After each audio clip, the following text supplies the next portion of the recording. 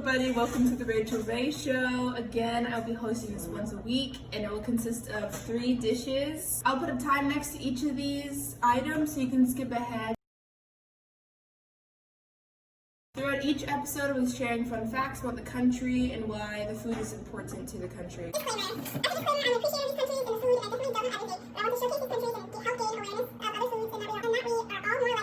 Okay, this week's country is Japan! Okay, and then the first dish we're doing is rice. Ordinarily, Japanese rice is the staple of the Japanese diet and consists of short, translucent grains. When cooked, it has a sticky texture such that it can be easily picked up and eaten with chopsticks. Outside Japan, it is sometimes labeled sushi rice, as this is one of its common uses. It is also known to produce sake. Glutinous rice, known in Japan as mochigame, is used for making mochi. All you will need is a cup of rice and water. Japanese people use rice cookers to measure water and wash rice. The rice is first washed to release excess starch. Then, before cooking, it is soaked in water for about half an hour. Soaking time also depends on the quality and freshness of the rice.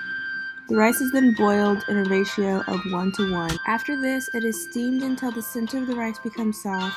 Salt is not added to the rice. The rice cooker can also keep rice moist and warm, allowing it to remain edible for several hours after cooking. Prepared rice is usually served from the rice cooker into a rice bowl. After cooking, rice may also be held in a covered wooden box. Alright, up next is miso soup. Miso soup is a traditional Japanese soup consisting of dashi stock into which softened miso paste is mixed. Additionally, there's many optional ingredients that may be added depending on the region and season as well as personal preference. Along with clear soup, miso soup is considered to be one of the two basic soup types in Japanese cuisine. The type of miso paste chosen for the soup defines a great deal of its character and flavor. Miso paste is a traditional Japanese seasoning produced by fermenting soybeans with salt and fungus. You will need dashi stock. I'm using vegetable stock instead, tofu, miso paste, seaweed, and green onions for the top. Okay, the first thing you're going to want to do is get your seaweed out and then put it in a bowl. Set that bowl to the side.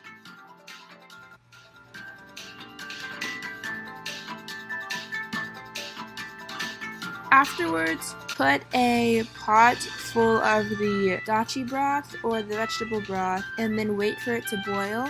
While that's heating up, you're going to want to cut your tofu into little cubes.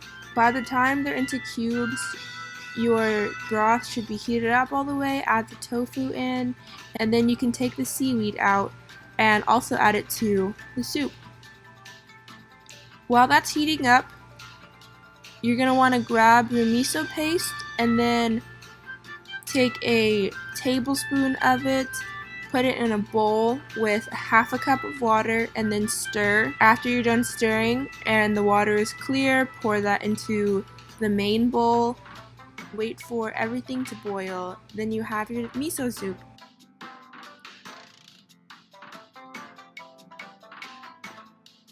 Alright, don't forget to add those garnishes on top. Chop green onions to the soup, and then here is the soup with the rice. Since we had relatively light dishes, let's have this last one be heartier. We are making soba noodles.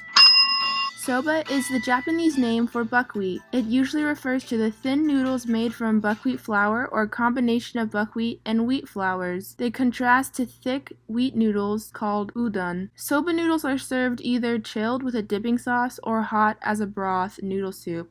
We are doing a hot broth noodle soup. Okay, you will need soba noodles. I have a different kind of noodles, but really any kind of noodles for this. If you don't have it, that's fine. Salt, soy sauce, rice vinegar, sesame oil, sugar, some oil for the pan, and then the garnish, which is green onions. In Japan, soba noodles can be found in a variety of settings, from fast food places to expensive specialty restaurants. They are a wide variety of dishes, both hot for winter and cold for summer, using these noodles. Soba can nutritionally complement other grains like white rice and wheat flour. Soba contains all 8 essential amino acids. The traditional eating of soba originates from the Edo period, from 1608 to 1868. Soba is usually eaten with chopsticks in Japan. It was considered acceptable to slurp the noodles noisily.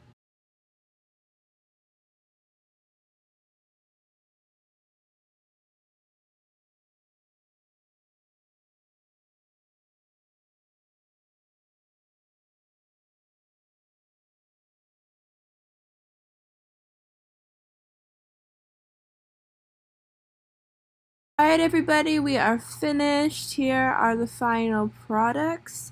We have all 3 dishes, and then don't forget to add your garnishes on top. And then the hint for next week is that this country means land of cattle or calf land. Alright, I'll see you all next week. I miss you all so much. I hope that this turned out well. If it did, send me a picture on Jupiter. Have a good day. Bye!